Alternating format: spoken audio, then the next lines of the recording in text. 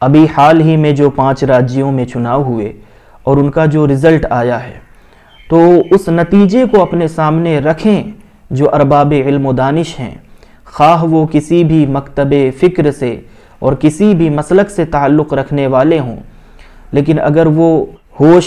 مند ہیں، ذی شعور ہیں، باشعور ہیں، اور اللہ تعالیٰ نے حال کو دیکھ کر کے مستقبل کیسا ہوگا اگر یہ اندازہ لگانے کی انہیں صلاحیت عطا فرمائی ہے،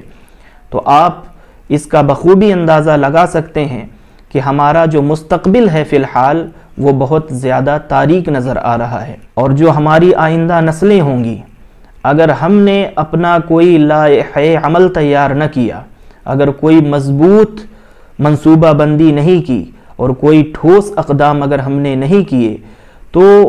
ان کا کیا حال ہوگا یہ ہم ابھی کے نتیجوں کو دیکھ کر کے اس کا اندازہ لگا سکتے ہیں۔ اب چونکہ ہر امتی حضور پاک علیہ السلام کا وہ آقا کریم صلی اللہ تعالیٰ علیہ وسلم کو اپنا رول ماڈل، اپنا آئیڈیل مانتا ہے، قرآن مجید کی آیت پاک لَقَدْ كَانَ لَكُمْ فِي رَسُولِ اللَّهِ أُسْوَةٌ حَسَنَةٌ، اس آیت پاک کی روشنی میں تو حضور پاک علیہ السلام کی پوری جو حیات طیبہ ہے اس میں بھی بہت سے مراحل آئے ہیں اور بہت سے اتار چڑھاؤ ہمیں دیکھنے کو ملتے ہیں۔ تو جب ایسا رزلٹ آئے، جب ایسا نتیجہ آئے ہماری اپنی زندگیوں میں، تو حضور پاک علیہ السلام کی مبارک حیات طیبہ میں سے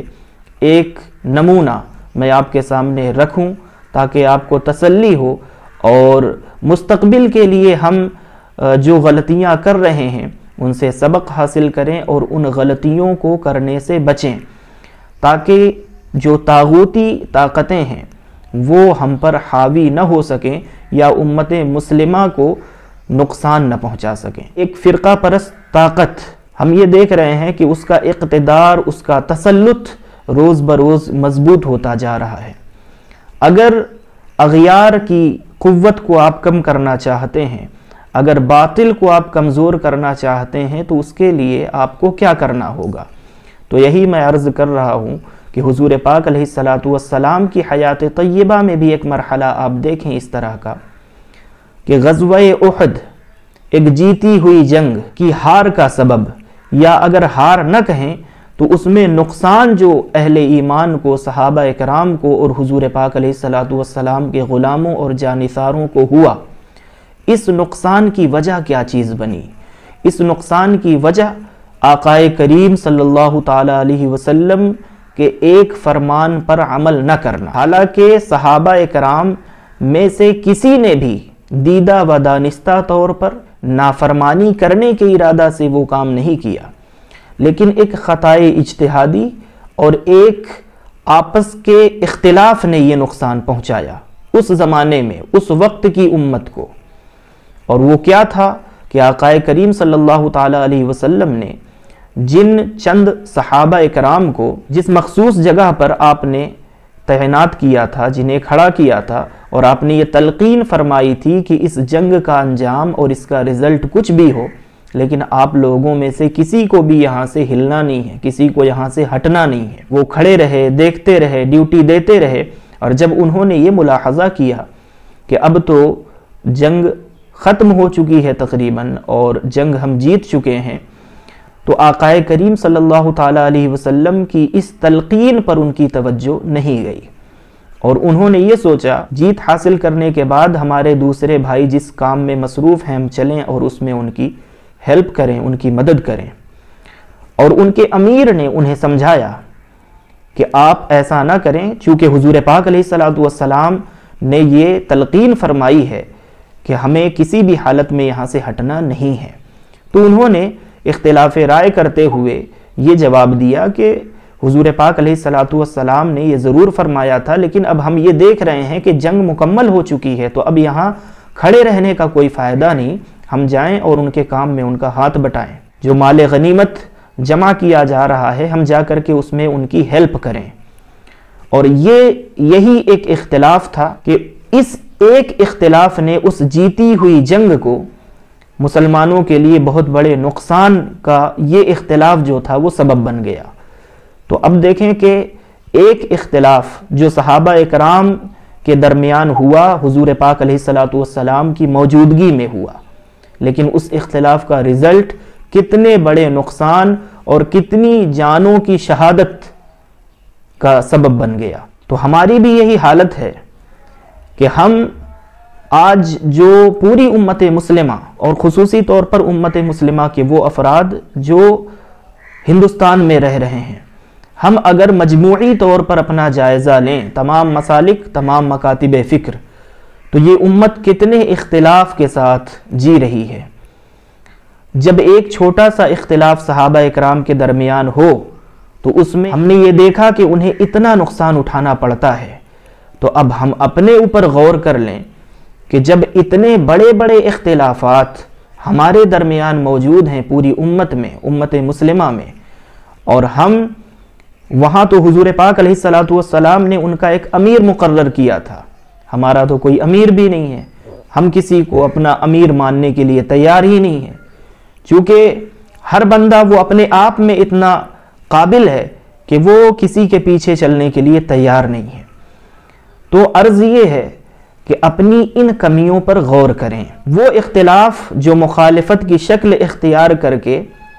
جو آپس میں کھینچا تانی اور آپس میں دشمنی اور باہم کمزوری کا سبب بنتے ہیں، تو اگر ہو سکے تو ایسے اختلافات سے خصوصی طور پر اس ماحول میں اس وقت باز آ جائیں، اور جو آپ نے اب تک اپنا کوئی امیر نہیں بنایا تو اپنا کوئی سیاسی قائد، سیاسی امیر اور سیاسی رہنما جو سب کا مشترک ہو اور جو سب کا معتمد ہو، اسے منتخب کر لیں، اسے چن لیں۔ جب صحابہ اکرام میں سے ایک امیر حضور پاک علیہ الصلوۃ والسلام نے منتخب فرمایا اور انہوں نے اپنے امیر کی اطاعت نہیں کی، اس امیر کی اطاعت نہ کرنے کے نتیجے میں اتنا بڑا خمیازہ بھگتنا پڑا، تو ہمارے پاس تو امیر ہے ہی نہیں۔ تو دو صورتیں ہیں، جنہیں یہ لگتا ہے کہ میں ہی سب سے بہتر ہوں اور مجھے کسی کے پیچھے نہیں چلنا، تو انہیں سامنے آنا چاہیے اور اپنے امیر ہونے کا اعلان کرنا چاہیے، یا اپنی کارکردگی سے اپنی صلاحیتوں کا لوہا منوانا چاہیے اور خود پھر امیر اس طرح سے بن جانا چاہیے۔ اور اگر وہ یہ سمجھتے ہیں کہ نہیں، کوئی فرد، کوئی شخص مجھ سے بہتر ہے، تو پھر وہ رحم فرمائیں اور وہ اس شخص کو اپنا امیر تسلیم کریں اور اس کے پیچھے پھر چلیں اور اس کے فیصلے کے خلاف کچھ کرنے کی کوشش نہ کریں، ورنہ جس طرح سے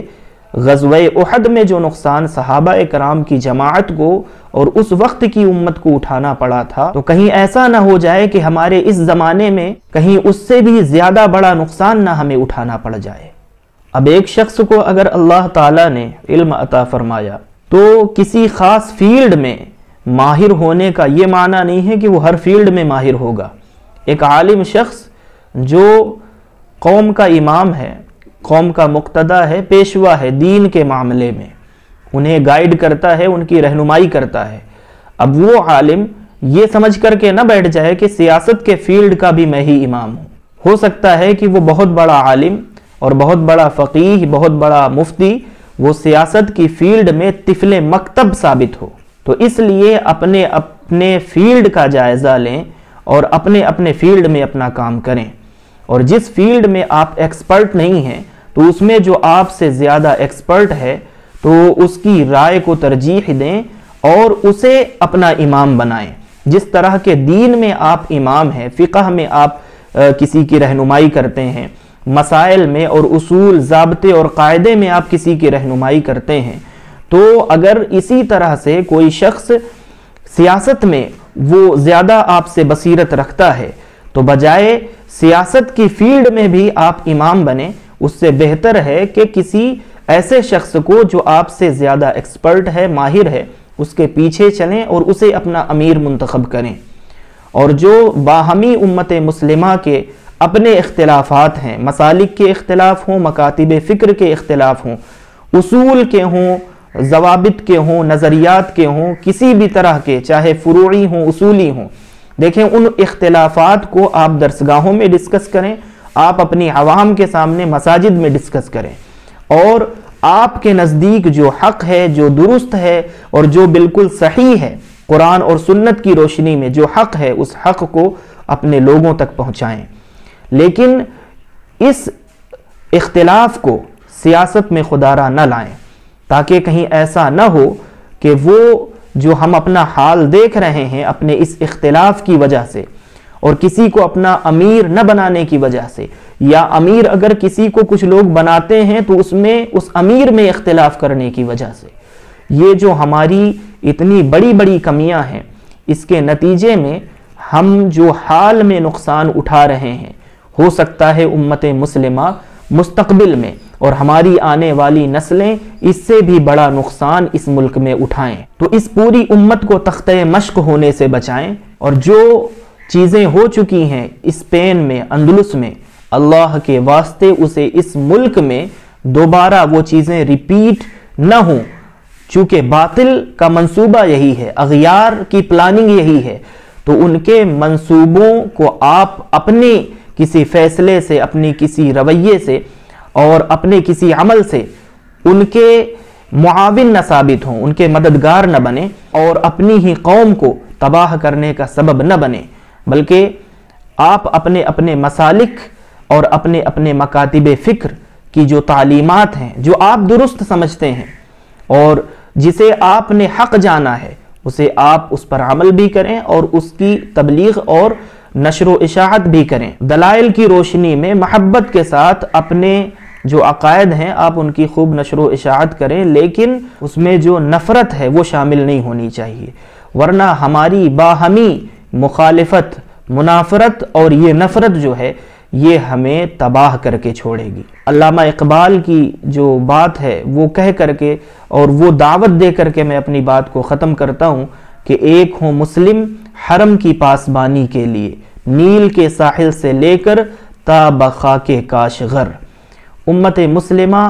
اب حرم کی پاسبانی کا سوال ہے، اب قرآن کی حفاظت کا سوال ہے، تو اب دین کو پروٹیکشن چاہیے، اللہ اور اس کے رسول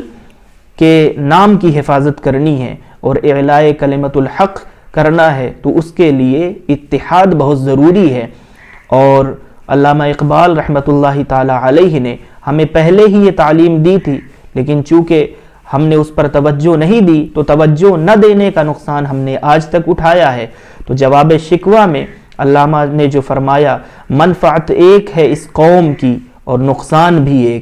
ایک ہی سب کا نبی، دین بھی، ایمان بھی ایک۔ اگر آپ ایک ہوتے، آپ کا ایک لیڈر ہوتا، آپ کا ایک رہنما ہوتا اور آپ کا ایک امیر ہوتا، تو علی کل حال آپ کی جو ابھی حالت ہے وہ حالت نہ ہوتی۔ اس لیے صرف اختلاف، صرف انتشار اور صرف میں ہی حق پر ہوں یہ نعرہ لگانے کے بجائے ایمانداری کے ساتھ دیکھیں، غور کریں، اور اگر دوسرے کی بات میں وزن معلوم ہوتا ہے تو صرف اس لیے کہ میرے استاذ نے کہا، میرے شیخ نے کہا، یا میرے مکتب فکر کے کسی بڑے عالم نے کہا، اگرچہ اس بات میں وزن کوئی نہیں، اگرچہ میرا شیخ اور میرا استاذ وہ کوئی معصوم نہیں ہے، اس کے باوجود میں چونکہ اس سے نسبت رکھتا ہوں تو اس کی بات مانوں گا، یہ ناانصافی ہے۔ اگر آپ کو کسی دوسرے بندے یا صاف زبان میں کسی دوسرے مکتب فکر کے کسی عالم میں اگر اس کی رائے وہ درست نظر آتی ہے اور قرآن و سنت کے زیادہ قریب نظر آتی ہے یا اس کے دلائل زیادہ واضح ہیں، تو آپ اگر اللہ اور اس کے رسول سے پہلے نمبر پر وفاداری کرنا چاہتے ہیں تو اپنے استاد سے زیادہ وفاداری نہ دکھائیں، اور اللہ اور رسول سے زیادہ وفاداری کا تقاضا یہ ہے کہ جس کے دلائل زیادہ مضبوط ہیں اس کی بات کو مان لیں۔ اور اگر آپ یہ سمجھتے ہیں کہ نہیں میں ہی سب سے زیادہ برحق ہوں، حق پر ہوں، اور میں ہی سب سے زیادہ بہتر ہوں، میرا فرقہ سب سے بہترین فرقہ ہے، تو پھر کم از کم اپنی جو دعوت ہے، تبلیغ ہے، اپنی نشر و اشاعت ہے، اسے بڑی سنجیدگی کے ساتھ، بڑی محبت کے ساتھ، شفقت کے ساتھ، دلائل کی روشنی میں اسے آپ اس کی نشر و اشاعت کریں، اس کا پرچار اور پرسار کریں۔ لیکن اللہ کے واسطے امت مسلمہ میں اور خصوصاً عوام میں جو ہے وہ نفرت کا بیج نہ بوئیں، کیونکہ اس کا خمیازہ پوری امت مسلمہ آج بھگت رہی ہے، اور اگر ہم نے ہوش کے ناخن آج نہ لیے تو ہو سکتا ہے کہ اس سے بھی بڑا نقصان ہم یا ہماری نسلیں اس ملک میں اٹھائیں۔ اور ہم یہ جو نفرت کا بیج بو رہے ہیں، تو جب یہ تناور درخت بنے گا تو اس کی جو فصلیں ہیں شاید وہ ہماری نسلوں کی شکل میں کٹے گی۔ تو اللہ تعالیٰ ان تمام دنوں کو دیکھنے سے ہمیں بھی محفوظ رکھے، ہماری نسلوں کو بھی محفوظ رکھے۔ اور میں علامہ اقبال کی جو بات کر رہا تھا، ان کے جواب شکوہ کے انہی اشعار پر میں اپنی بات کو ختم کرتا ہوں کہ منفعت ایک ہے اس قوم کی اور نقصان بھی ایک ہی سب کا نبی، دین بھی ایمان بھی ایک، حرم پاک بھی اللہ بھی قرآن بھی ایک، کچھ بڑی بات تھی ہوتے جو مسلمان بھی ایک۔ تو ایک ہونے کی کوشش کریں، حق پر ایک ہونے کی کوشش کریں، حق پر جمع ہو جائیں۔ اللہ، رسول، قرآن، کعبہ، حرم مدینہ اور جو اس طرح کی چیزیں ہیں جو کامن ٹرمز ہے ان پر جمع ہو جائیں۔ اس لیے کیونکہ اگر ہم ایک نہیں ہوئے اور ہم نے فرقہ فرقہ جیسے آج تک کھیلا ہے، اگر یہی سلسلہ ہمارا جاری رہا تو علامہ اقبال نے کوشچن مارک لگا کر کے چھوڑ دیا ہے کہ فرقہ بندی ہے کہیں اور کہیں ذاتیں ہیں، کیا زمانے میں پنپنے کی یہی باتیں ہیں؟ اگر آپ زمانے میں یہی کچھ کر کے پھلیں گے پھولیں گے تو پھر لگے رہیں اپنے اس کام میں۔ اور اگر آپ کو یہ محسوس ہو چکا ہے، آپ کو اللہ تعالیٰ نے شعور دیا ہے، عقل دیا ہے، آپ نے دیکھ لیا ہے اگر اس ملک میں کہ زمانے میں پنپنے کی یہ باتیں نہیں ہیں، تو اللہ کے واسطے ان تمام چیزوں کو چھوڑ دیں اور اپنا کوئی قائد چنیں اور اس امیر کی پیروی کریں۔